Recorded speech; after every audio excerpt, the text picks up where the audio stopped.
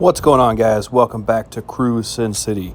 Today, this is part 2 of our review on the Dyna Shocks on a roadglide. If you don't know me, my name's Cruz, and this is Sin City.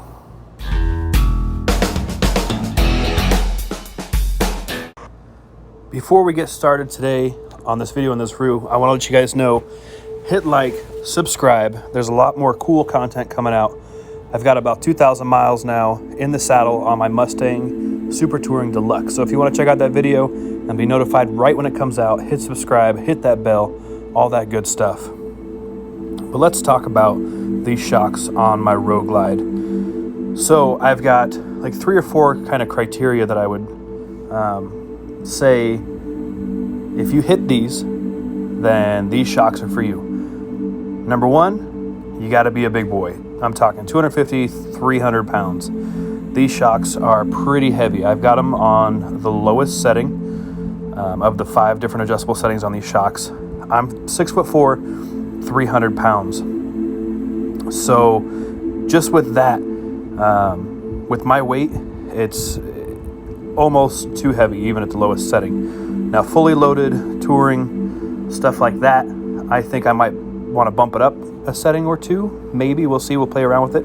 I haven't done that yet, but I have had about a week saddle time with these shocks, and so far they're treating me pretty well. I've had, I've gotten some high-speed stability tests, if you will. Nothing crazy. It's not a sport bike, so I'm not going 150 miles an hour.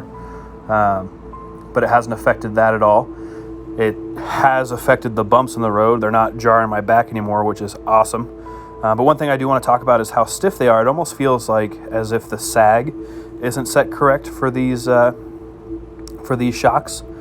So with that being said, when you get on the bike, it feels like they're a little bit taller shock. And that's because, it's a 12-inch shock from a 12-inch shock from the stock to the Dyna. But with that sag, when I get on there, it doesn't sag down as much as the stock's shock. So it feels a little taller on the back end, which ultimately I kind of like that. I want to go with a 13-inch shock when I do decide to get the big shocks. But criteria number 1, got to be a big dude. Criteria number 2, you got to be sick and tired of the stock touring shocks. I think most of us are sick and tired of them, but if they're working for you, don't mess up something that's going good. Criteria number 3 is don't buy these shocks aftermarket. If you're going to get these, try to get them secondhand. I wouldn't spend more than $100. That's what I would value this upgrade, if you will, at. So if you can jump on like a Facebook Dyna page or Instagram or some of the forums, and you can find some stock takeoffs, which I'm sure there's a lot of them out there, then this is definitely a good deal for you. I'm talking 60, 80, $100. I had these in my garage because I used to have a Dyna, so it was free for me, which is why I'm trying it out.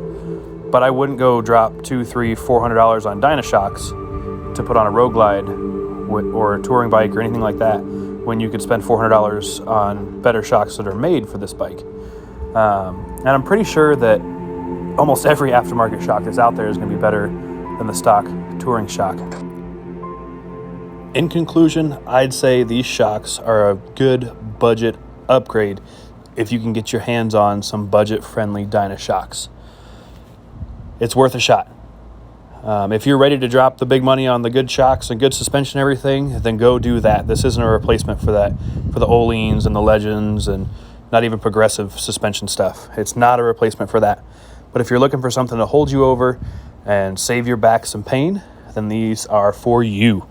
All right, guys, thanks for watching Cruise Sin City. Once again, hit like, subscribe, comment down below what you'd like to see, and have a great day.